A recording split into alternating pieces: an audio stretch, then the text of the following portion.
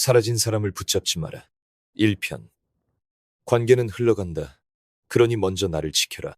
우리는 타인을 소유할 수 없으며 다만 함께할 수 있을 뿐이다. 헤르만 헤세. 사람들은 종종 관계를 잡는 것이라 착각한다.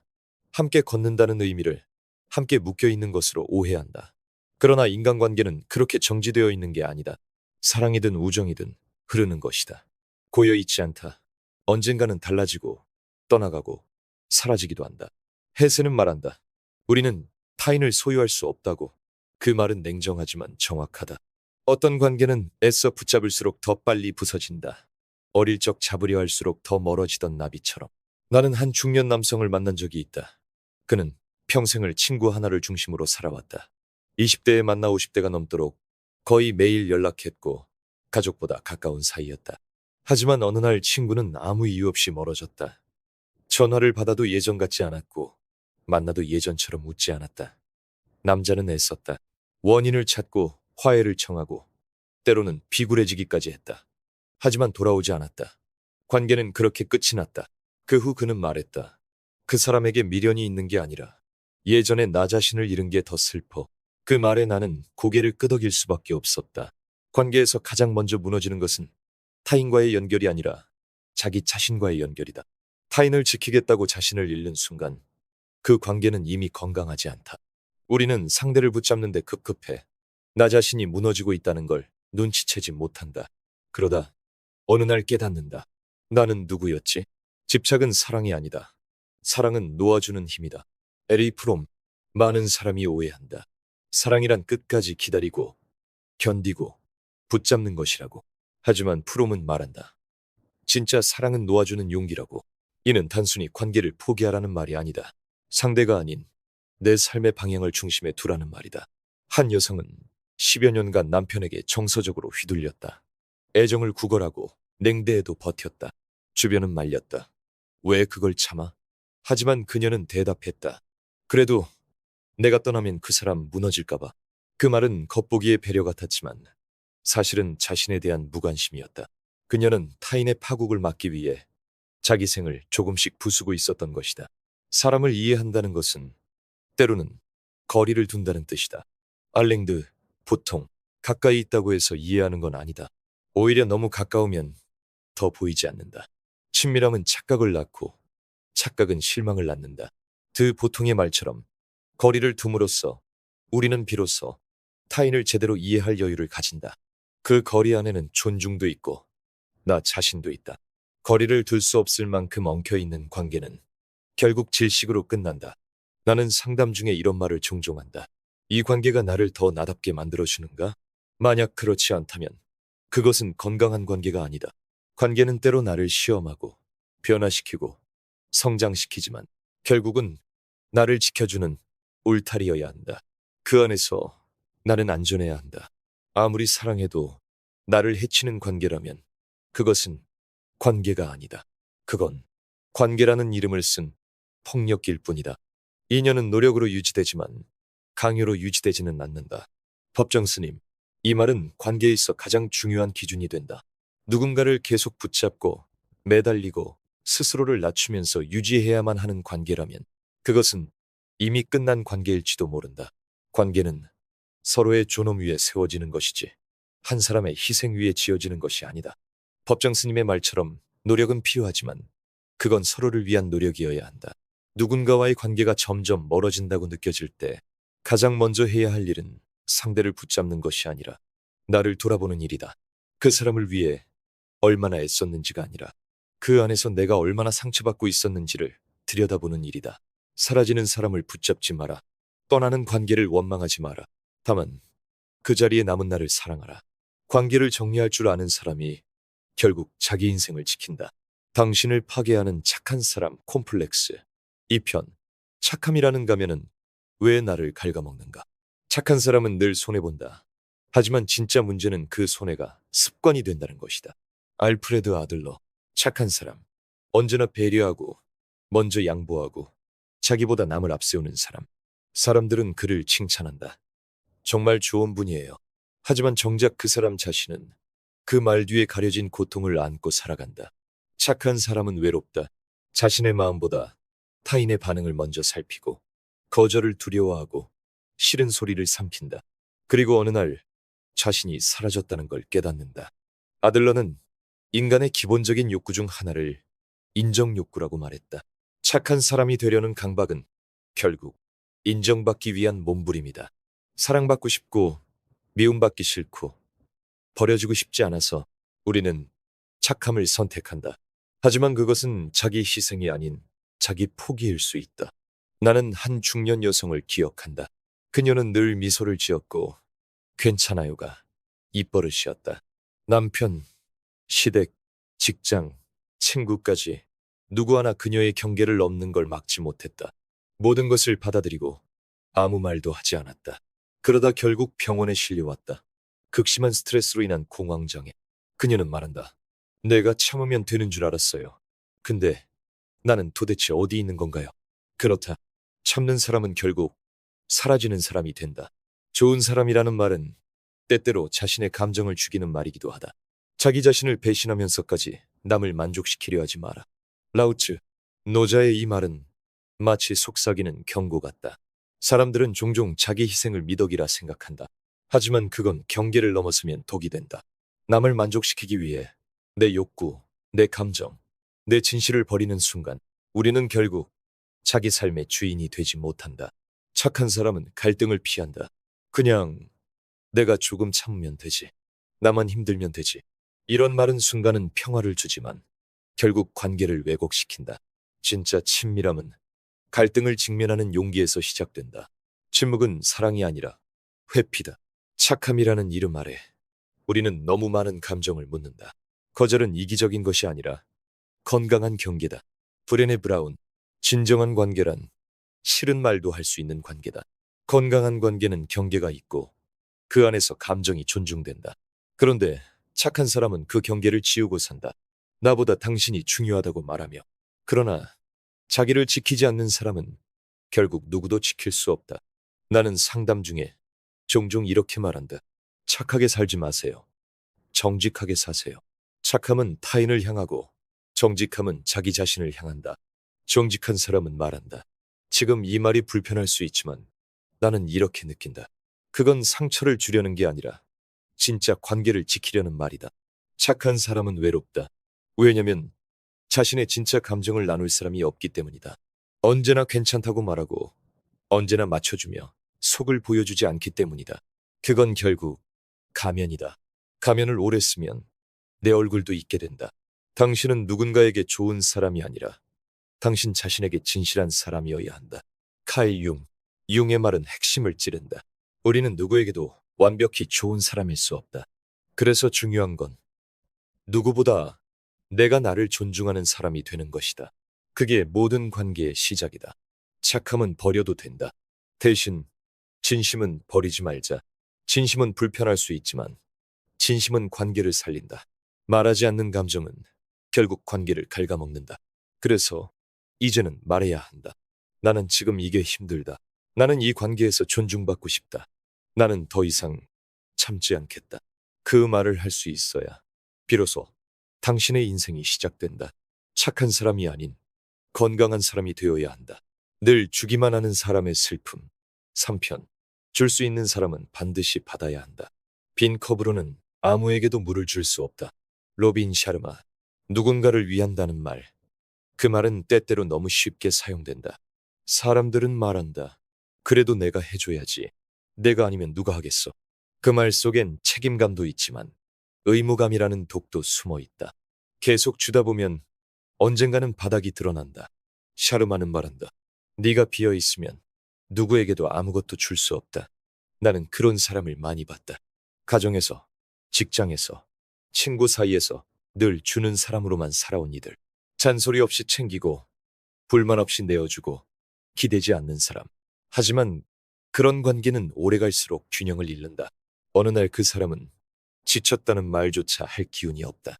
그리고 문득 깨닫는다. 나는 왜 아무도 날 돌봐주지 않지? 그 이유는 단순하다. 너무 오래 받지 않는 사람으로 살았기 때문이다. 주기만 하는 사람은 자신이 받을 자격이 있다는 것조차 잊는다.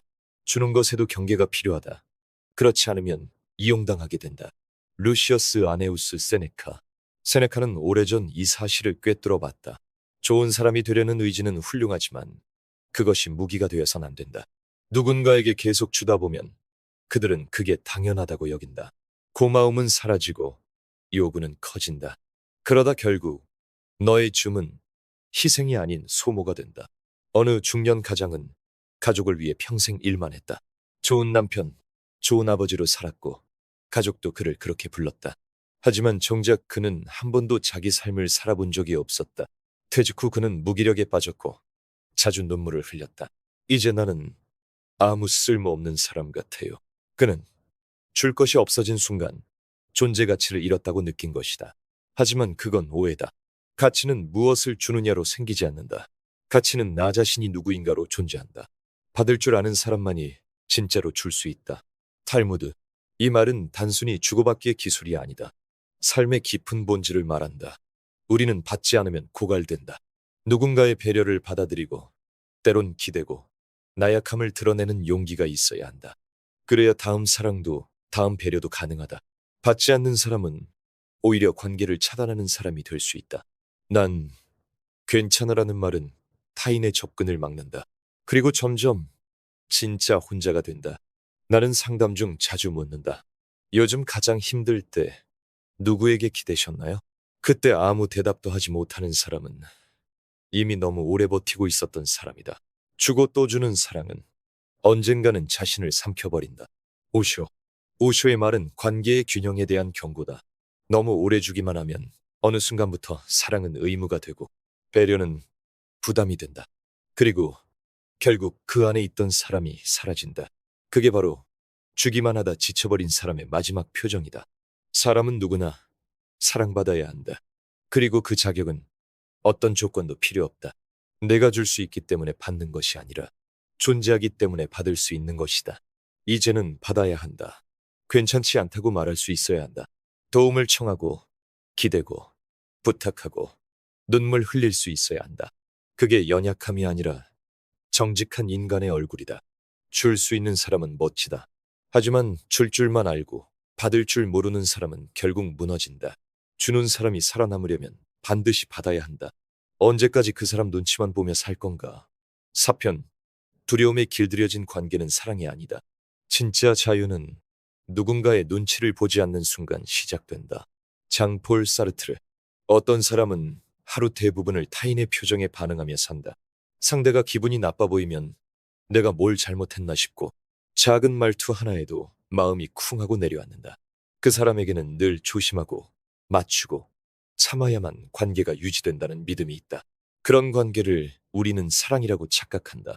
하지만 사르트르는 말한다. 눈치를 보지 않아도 되는 상태. 그것이 자유이며 결국 그것이 진짜 관계의 시작이라고. 나는 한 여성 내담자의 이야기를 기억한다. 그녀는 남편과 대화할 때마다 마음이 조였다. 표정이 어두워지면 식사 분위기가 바뀌고 그날 하루가 무너졌다. 그래서 말도 조심하고 질문도 삼가고 늘 괜찮은 척을 했다. 하지만 정작 남편은 아무렇지 않게 지냈고 그녀는 속으로만 무너져갔다. 저는 왜 늘 눈치를 보게 될까요? 그녀의 질문은 단순한 의문이 아니라 지친 삶의 울부짖음이었다. 그 이유는 간단하다. 그 관계 속에서 그녀는 존재로서의 안정감을 느끼지 못했기 때문이다. 사랑받는다는 확신이 없으면 우리는 끊임없이 불안한 해석을 반복한다. 그래서 더 많이 참게 되고 더 조심하게 된다. 결국 관계는 긴장과 조심의 연속이 되고 만다. 당신이 편해지는 관계가 진짜다. 불안 속에서 버티는 관계는 이미 당신을 병들게 하고 있다. 나탈리 로저스. 이 말은 단호하다. 그리고 동시에 따뜻하다. 우리는 종종 관계를 위해 불편함을 감수한다. 하지만 그것이 반복되면 어느 순간부터 나라는 존재가 사라진다. 눈치를 본다는 건 곧 자기 존재를 검열하는 일이다. 이 말을 해도 될까? 지금 화내면 나만 이상한 사람 되겠지? 저 사람 기분 나빠지면 어쩌지? 이 질문들이 반복될수록 우리는 자기 감정보다 타인의 기분을 먼저 살아가게 된다. 그건 굉장히 슬픈 일이다. 왜냐면 그런 삶은 살아있는 것이 아니라 버티는 것이기 때문이다. 두려움에서 나온 배려는 결국 자존감을 갉아먹는다. 에리 프롬은 배려와 두려움을 구분하라고 말한다. 우리는 종종 그걸 혼동한다. 상대를 위한다는 말로 자기 희생을 정당화한다. 하지만 사실은 그 사람이 화낼까봐 무서워서다. 그 사람에게 버림받을까봐 두려워서다. 그 두려움의 뿌리는 어릴 때로부터 시작된다. 늘 눈치를 보며 자란 아이는 내가 잘해야 사랑받는다고 믿는다. 그리고 그 믿음은 어른이 되어도 계속 관계의 방식이 된다. 그래서 성인이 되어도 누군가의 기분에 좌우된다. 연인이 화내면 내가 나쁘다고 느끼고, 상사가 예민하면 내가 부족하다고 느끼고, 친구가 연락을 끊으면 내가 문제라고 느낀다. 이 모든 불안의 중심엔 나는 괜찮은 사람일까? 라는 질문이 있다. 타인의 감정은 당신이 책임질 수 없다. 브리네 브라운. 이 말은 굉장히 중요한 경계다. 타인의 감정은 그 사람의 선택이다. 당신이 전부 책임질 수 없다. 물론 잘못했다면 사과해야 한다. 하지만 그 사람의 예민함, 불안, 분노, 무례까지 당신이 짊어져야 할 이유는 없다. 그렇게 살면 당신의 삶은 늘 타인의 기분에 저당 잡히게 된다. 나는 그런 사람들에게 이렇게 말한다. 눈치를 보는 건 나쁜 게 아닙니다. 하지만 그게 습관이 되면 당신은 더 이상 나로 살아가지 못합니다. 당신은 누군가의 눈치를 보려고 태어난 게 아니다. 당신은 편안하고 자유롭게 존재할 자격이 있다. 누군가의 표정을 해석하며 하루를 보내지 않아도 당신은 여전히 괜찮은 사람이다. 관계는 편안해야 한다. 긴장보다 따뜻함이 많아야 하고 눈치보다 신뢰가 많아야 한다. 당신이 존재만으로도 괜찮다고 느껴지는 그 순간, 비로소 진짜 관계가 시작된다. 당신을 위축시키는 관계에 머물 이유는 없다.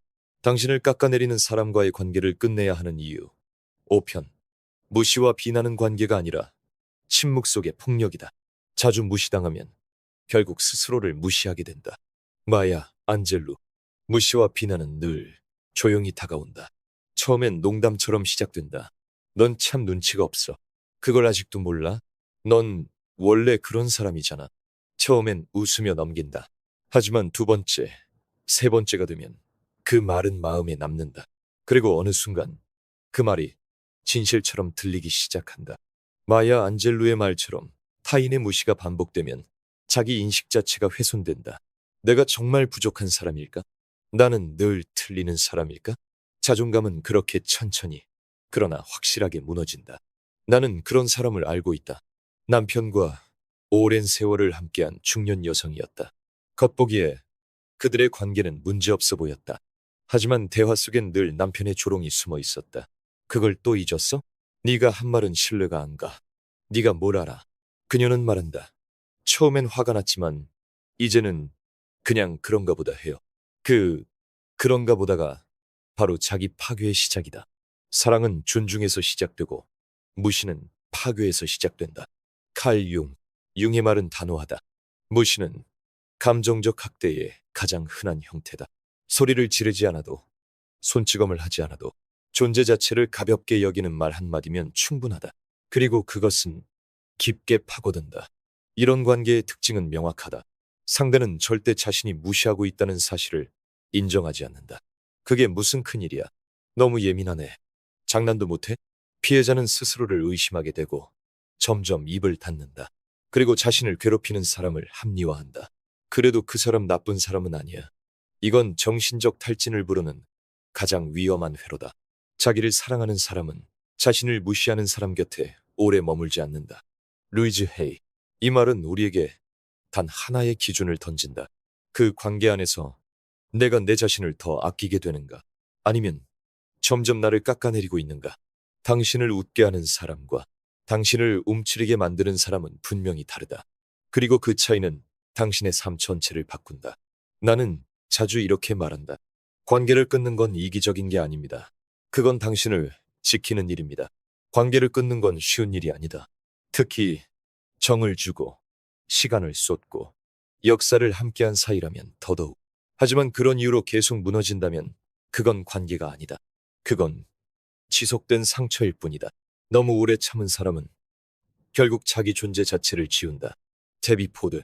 그렇기에 이제는 말해야 한다. 그 말, 나를 아프게 해. 나는 그런 대접을 받을 사람이 아니야. 내가 나를 위해 이 관계를 멈추겠다. 그 말을 할 수 있어야 당신의 존엄은 회복된다. 그리고 기억해야 한다. 사랑은 당신을 더 빛나게 해야 한다. 관계는 당신을 더 당당하게 해야 한다. 그것이 아니라면 이제는 놓아야 할 시간이다.